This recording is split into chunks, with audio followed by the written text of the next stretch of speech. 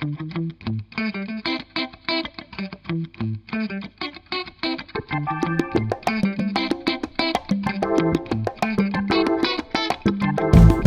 to another episode of the Big Pod Machine, the greatest baseball podcast in pretty much the entire world. The world.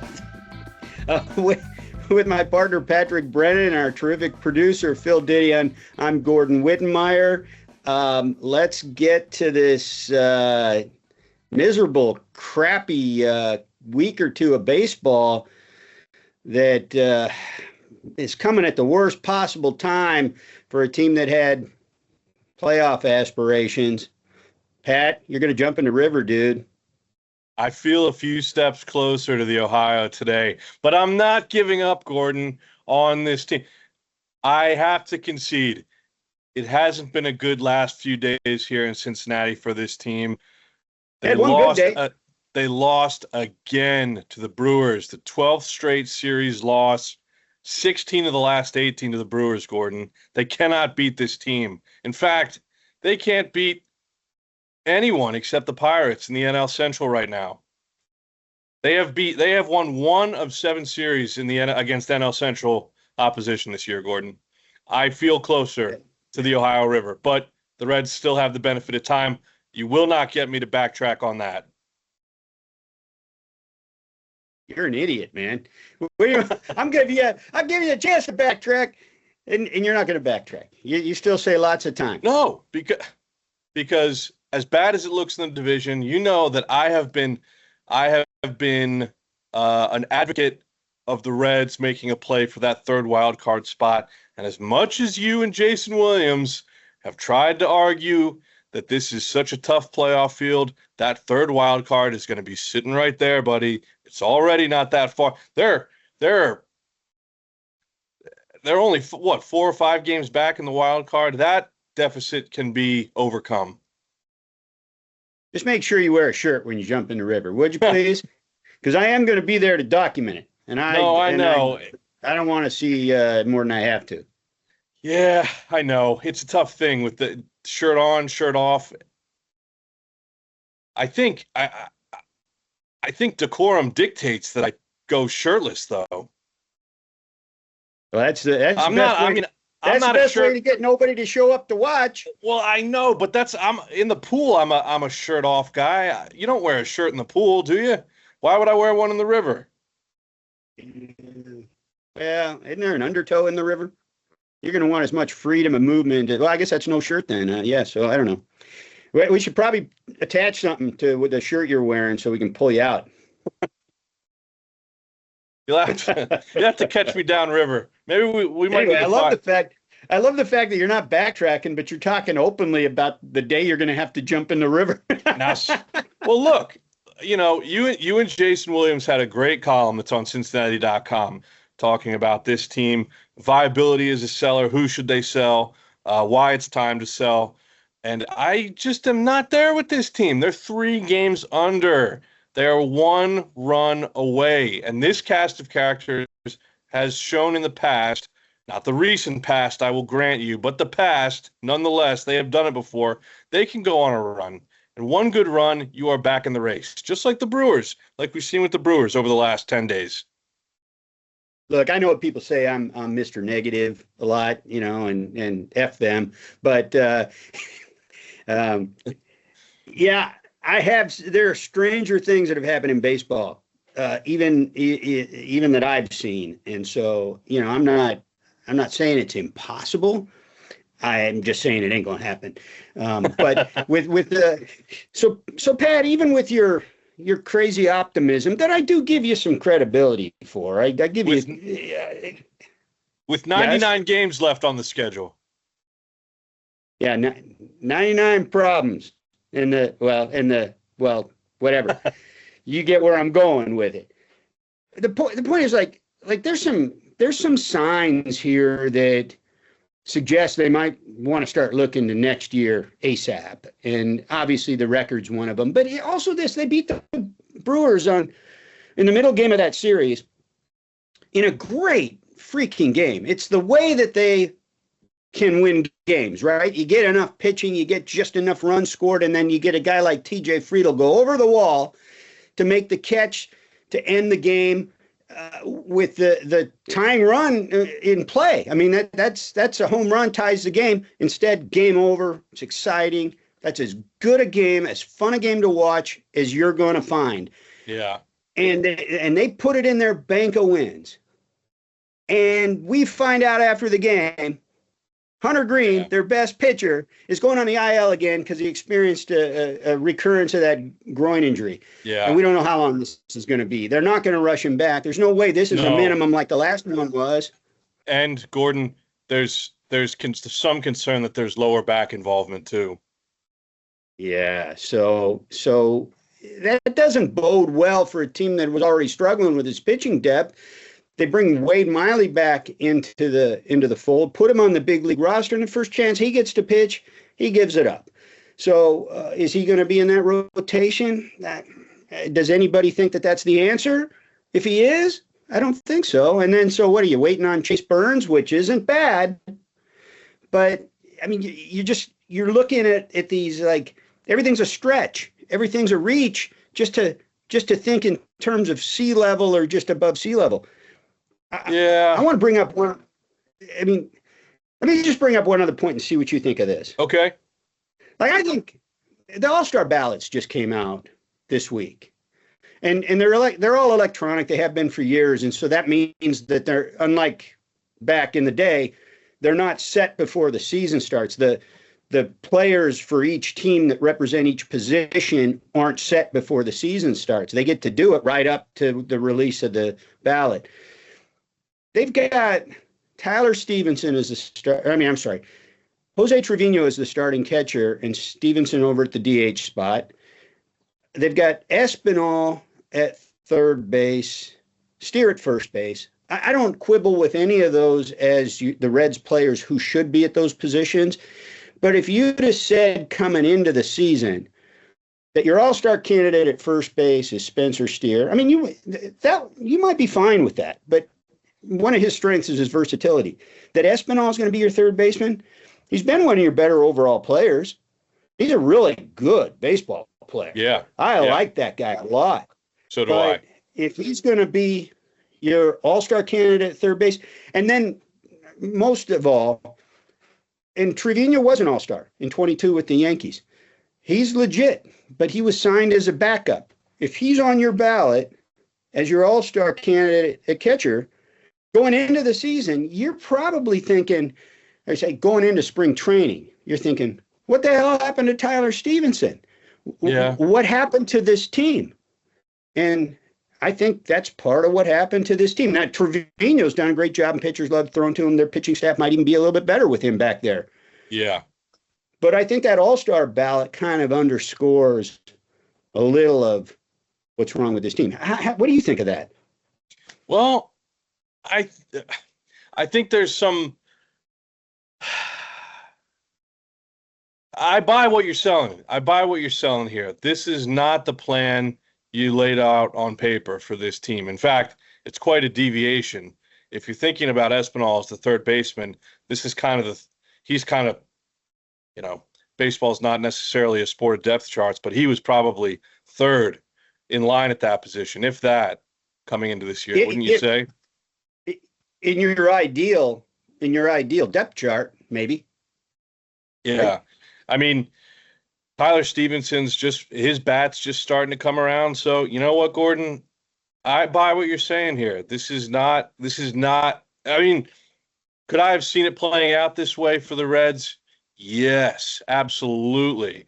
But playing out in a manner that is conducive to contending into the summer, into the dog days, absolutely not. So, like I said, I buy what you're selling here. Yeah. I mean, the guy we haven't even mentioned is Jeimer Candelario. This is the most expensive player on the team.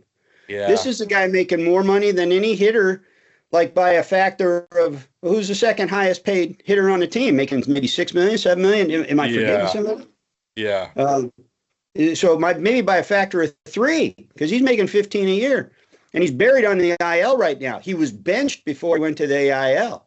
And if you were going to be a competitive team this year, I know, look, fans rightfully so, and maybe even present company included, right? Didn't come into the season hanging the hopes on Jeimer Candelario. But you figured a minimum amount of contribution from him as a veteran player, a switch hitter, a guy that I think he hit 10 home runs in June last year. He hit a bunch. He had a really nice June last year. Hadn't done crap otherwise in the year he's been here. Spent a lot of that time on the IL. But you figured you'd get something minimal about from him, and you got less than minimal, really. So one of your best players has been Noelvi Marte, who's now on the IL, who, had a month up here after opening in the minors, and really looked like a reason for optimism at that point. Yeah, he sure did. He was playing a great third base, and he was hitting the ball.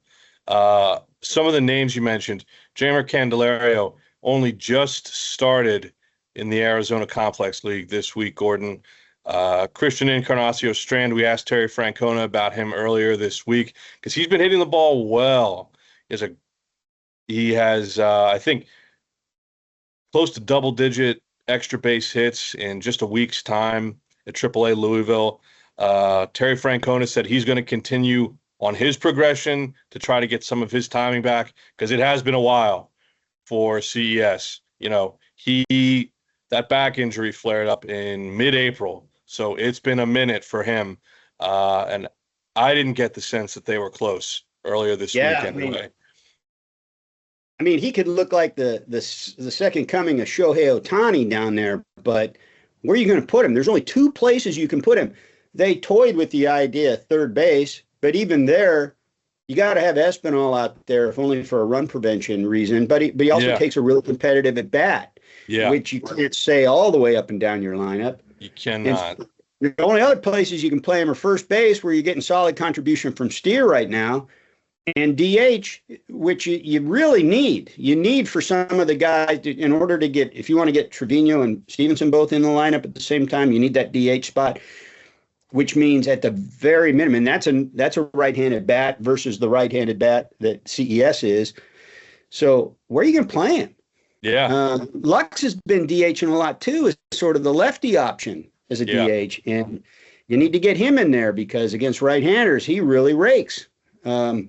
So I just don't know where you play him. Yeah. It's a flawed roster. It has been since, look, this week is my second anniversary on the beat. And in the time I've been here, well, you might not say that after I make my next point.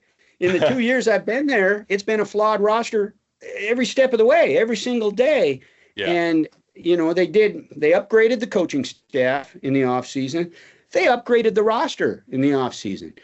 But it's still a tough mix and match group. It still doesn't. They got better. And look, I said this to Jason when we were doing our column. I said, this looks like the same team, different faces, different names, but pretty much they're running out the same season as last year. And I thought about that later, and I thought, they're better than they were last year. Yeah, I agree. The eye test alone, when you watch them play, would tell you that's a better team. But it's also a better league. And so they wind up kind of right back where they started, and they're not getting the really breakout performances that they needed to make noise. And Matt McClain, Exhibit A, batting ninth now. So it's going to be a tough go, man. You're getting closer to that river every day. I know that for sure. What? I mean, no, I don't. Now listen. Is that your dog back there again? He's back there. Yeah, that's him. That's old Barney. Hey, you should show everybody Barney. Hey, Barney. Should I? Yeah, he's got something in his mouth. What's he got in his mouth? Is that what's left of the Red season that he's chewing on? This is Barney. Hey, Barney. What a good boy. He is a good boy. This guy's a good friend. So, Gordon, listen. You think it's time to sell. I do. I do. And I think that Well, I think that one of the best reasons for selling is you have a bunch of short-term veteran assets that have some value, and you can jump the market before some other teams decide that they're sellers. yeah, I agree with you. Who would you move, though? Because in that column that I mentioned on Cincinnati.com, the W&W point counterpoint uh, written conversation that you had with Jason Williams, I Oh, disagree it with was a some of real the. conversation. It is. Oh, I believe it. And It's then we just transcribed it. um, what do you think is the best strategy if you were going to jump the market and move into seller's mode right now? Well, so many teams are looking for pitching right now that I think you immediately, and I love the guy, you immediately put Nick Martinez on the block. Yeah. You put Emilio Pagan on the block. Now those two guys are performing at among the highest levels of anybody on the team. Yeah. It's why they have value. Their contracts also are up at the end of the season. And in Martinez's case, it's a big contract. It's a $21 million contract. So if you were to trade him at the deadline with a third of the season left, you save $7 million. And obviously it's prorated that much more the earlier you trade him. Yeah. So and I'm not sitting here saying they need to go save money. Jesus, man, they got one of the lowest payrolls in the game. They should have been spending more in the offseason, and that's Yeah. really the biggest problem. Don't get me started on ownership, for God's sake.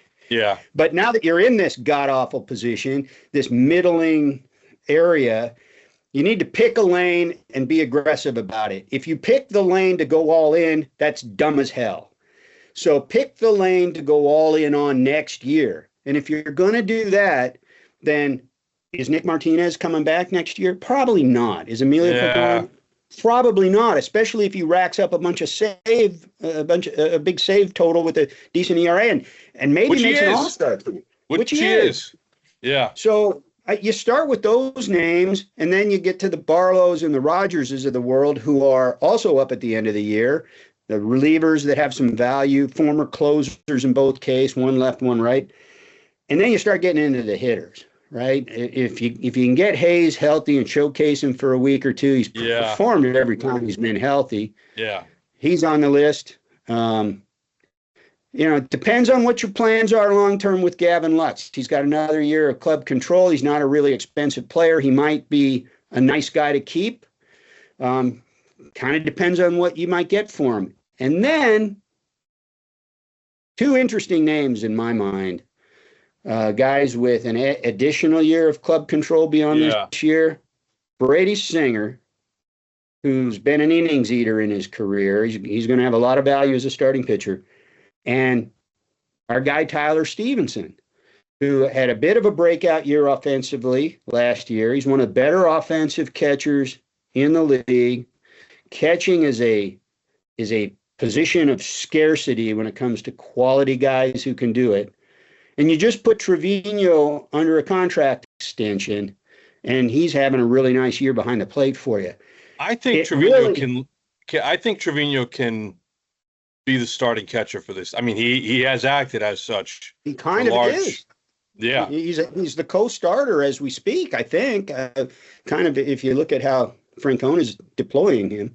Well, and going back to the All-Star ballot, I don't think you mentioned this specifically, but he's the catcher on the All-Star ballot. Yeah, yeah. And he's hitting 300, roughly. Yeah, yeah. He might get some attention. The problem is nobody really gets attention in Cincinnati in these national and really international voting processes. Yeah. So, I mean, good luck beating out Shohei for DH under any circumstances, right? But yeah. LA and Japan and since Votto, you really didn't have that guy. So, Gordon, I want to argue with you a little bit here. I like this club's pitching staff.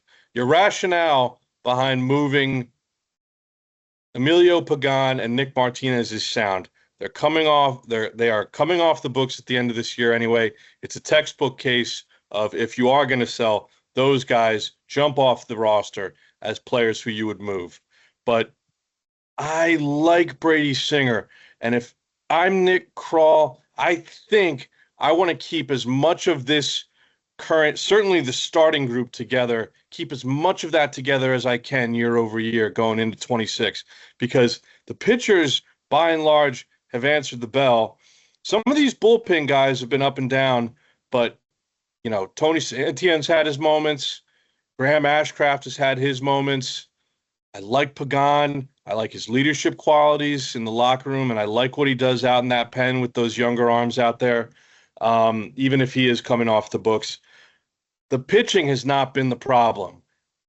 You could look at this. You could look at this current group, and I understand that, late inning relief has been a problem for stretches of this season. Totally get it. But you could reasonably look at this group on the pitching side, including the bullpen, and say, we have this figured out. We're okay here. And as of earlier this week, they had the number 3 team ERA in the National League, Gordon. I would just be wary of Singer, especially because of the year of club control, but I would really want to keep as much of this group together as possible. What do you think about that? Bullshit. That's what I think.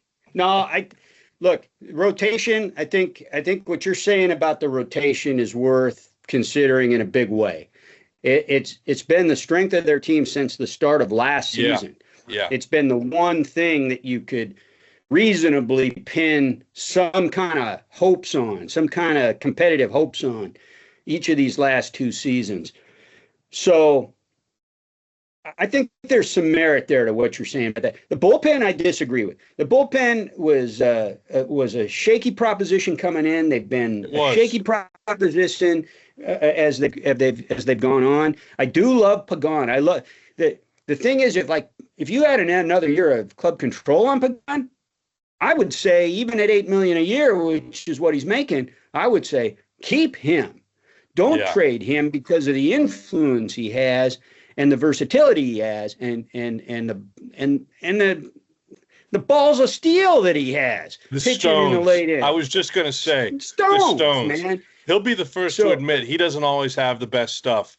He'll make mistake pitches, but he has the awareness to know when he makes his pitch and when a batter, just the awareness to stay cool, to put it succinctly, even after a mistake. And 15 saves is nothing to sneeze at. He's now nipping at the heels. 17. He's nipping at the heels of the top 2 pitchers leading the NL in saves. I think he's one back. He's a workhorse. He's great for this team and this staff. You worry. I mean, imagine, all these guys you're talking about unloading. The way I'm thinking about it as I sit here today, imagine this team without these guys, without Nick Martinez, the way he's been pitching lately. What would it look like without Emilio down the stretch to close out, what few opportunities they'll have to rack up some wins, maybe even stack some wins, God forbid. Scary to think how bad this could get. Yeah, I'll tell you how bad it could get. We wouldn't be talking about you. Terry Francona would be jumping in the river. Yeah. And here's my other thing, Gordon. Kind of going off that. The idea of selling does not sit well with me. I know it's, you had a good conversation with the Reds front office after. Wait, is this a philosophical thing, or is this because you believe that they can win? No, I do think time, like I said, time is on their side. There's 99 games left in this season. Dang it. Philosophically, Gordon, philosophically, I do think there's a moment here where you can pull the ripcord and sell. But, man, this team could really use a summer of intrigue in terms of the play on the field and not what's happening down on the farm, not what are they going to get in trade value. you know, this team needs to be relevant on the field yesterday, last season, last decade. I Last mean, decade, this, last 2 decades. it, the idea of another August, September of effectively meaningless baseball doesn't sit well with me. It shouldn't sit well with anyone, frankly. But Isn't that man, where we're at already, though, Pat? Isn't that where we're at if they stand pat, so to speak? well, no, obviously, I don't think so, man. There's 99 games left in this Oh, season. Jesus, you and your 99 effing games. Yeah, that's 99 chances for more of this crap.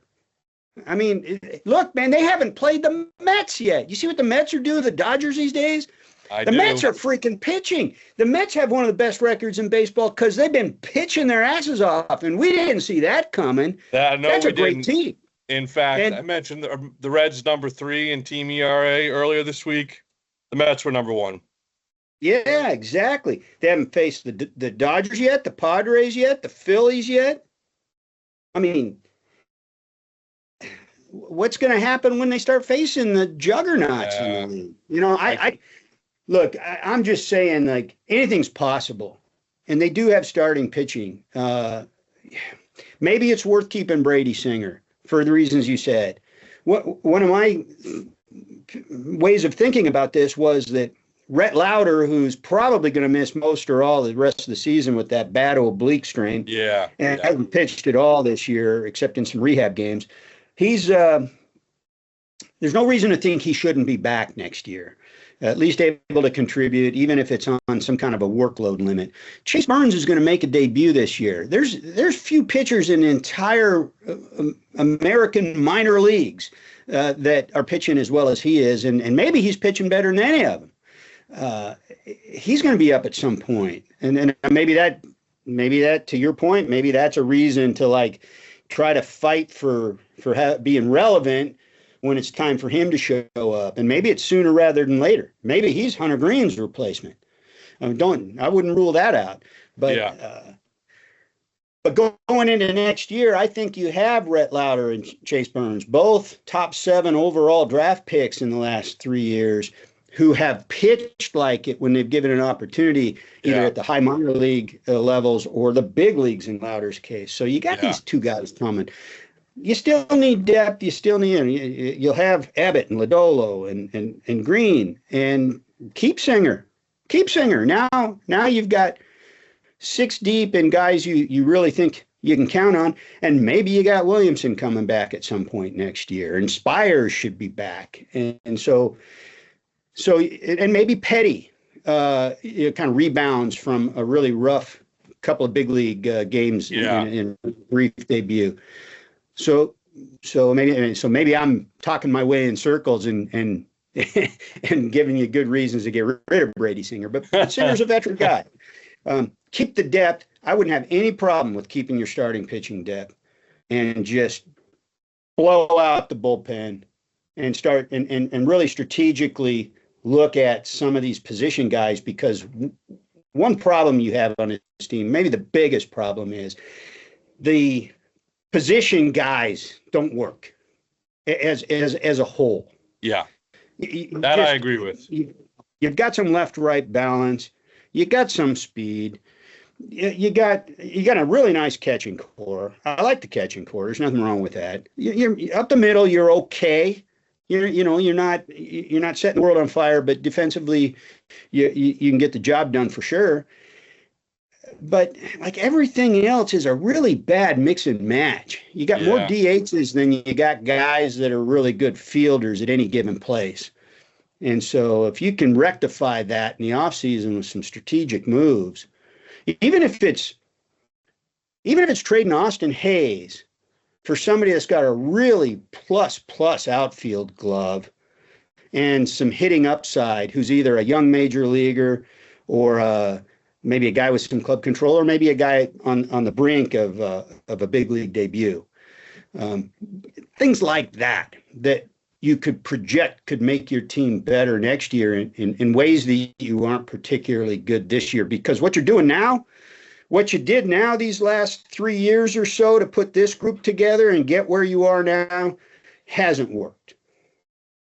And maybe to your point, they'll go on a heater and I'll just be proven wrong, and Nick Krall will be a genius, and Francona will be manager of the year, and they'll do something amazing. Stranger things have happened. That's not what I see when I look on the field.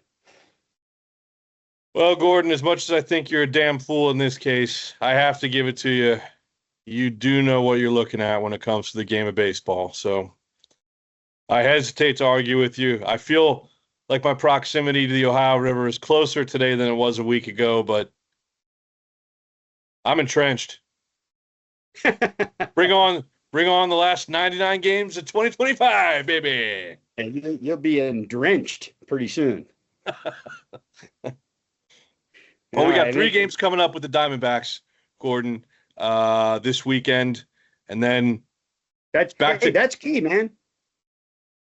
That right there could be another middling team, like the pivot point for what we're talking about. Yeah, you got a team. A lot of people are talking about the Diamondbacks as sellers because they're sitting in that 4th spot in the NL West. They actually have a slightly better record than the Reds do. So they're in better position. I think they're 3.5 out of a playoff spot right now. But remember, they were the last team to get in 2 years ago, and they made it all the way to the World Series. Yeah. Then they had a better record last year and just missed it. Then they added Corbin Burns. So Burns is a big deal. He's getting a second opinion from a surgeon in L.A. I believe it's out in L.A. This week. And you only get second opinions from surgeons if you think surgery's a likely possibility. So he's got an elbow thing. If he can avoid surgery, they've got every reason to stay in. But a sweep either way this weekend should send the losing team in the sweep into the seller's market. It should, by Monday, in my mind, it should. And if it's the Diamondbacks, I suspect it probably will. And by the way, if the Reds get swept in that series, they already have reason to maybe consider being sellers as we speak, even if they win the series. But if they were to get swept, and the Diamondbacks were to say, "Hell, forget selling, we're not going to sell," then the Reds are in better position as sellers too. That's one more team with highly valued assets, not selling off the assets. Creates a better market for the Reds. So go D-backs? I don't know. Not if you're me, but if you're waiting until next year, maybe go D-backs. Maybe. Just a thought. You got any positive thoughts we can end on, Pat? Where's Barney? He's Barney, asleep. what do you got for us? He's waiting for lunch. Yeah, aren't we all? Yeah. Yeah. All right. Well, enjoy. You better go get Barney some lunch. I don't know what. Yeah. Yeah. It's a really interesting place that the Reds have put themselves right now. Yeah. And who knows what happens? I mean, it was right about this time 2 years ago that they started going on a run. Yeah. And if they do, Gordon, 2 out of the last 3 years in this expanded playoff era, it wasn't just the Diamondbacks that went to the World Series as the number 3 wild card. The Phillies did it the first year of the expanded playoff. That, you tell Jason Williams, because he doesn't respond to my text messages, that is the value. That is the value of the 3rd wild card. Once you're in the dance, the floodgates are open now in the MLB playoffs. They might as well let 8 teams in. That's where we're at. It's like the NHL and the NBA. Once you're in, anything can happen. And that's why you try. That's why you push all your chips in. That's a positive thought. That's a positive thought for you.